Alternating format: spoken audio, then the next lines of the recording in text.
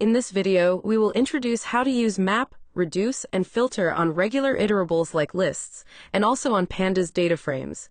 If used properly, it can simplify the code dramatically, and we don't need to use for loops for simple list operations.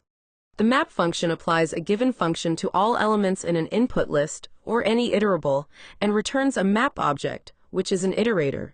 Let's say we have a list of numbers in the string format. We can use map to convert the strings to integers with the int function.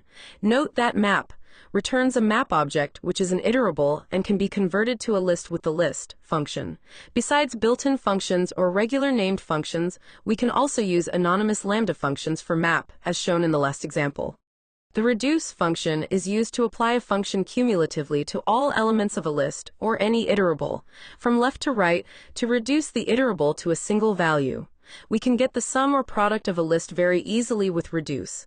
Note that unlike map and filter, reduce is not a built-in function and needs to be imported from the function tools library.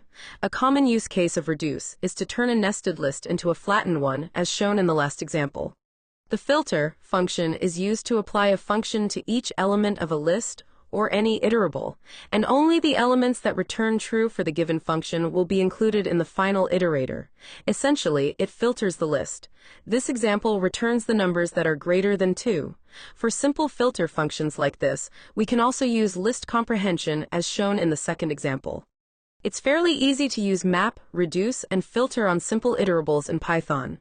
In the next section, we will expand the topic a bit and see how to use map, reduce, and filter on pandas data frames, which is commonly used in routine data science practice. First, let's construct a simple data frame to play with. Note that in pandas, numbers and strings are not shown with quotes. However, the data type of the elements is still string. With pandas, the map method is commonly used to transform a series in a data frame by applying a function to each value.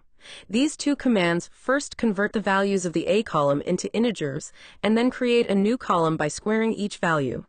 The pandas data frame or series does not have a reduce method, and we need to use the same reduce function from the func_tools package to convert a row or a column into a single value.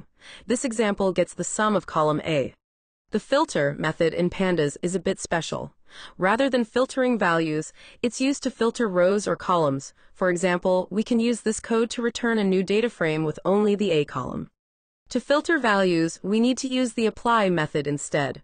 For example, let's get all the rows where the value of the A column is greater than 2.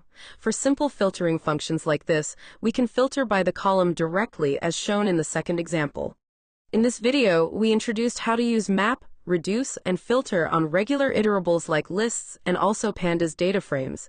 If used properly, it can simplify the code dramatically.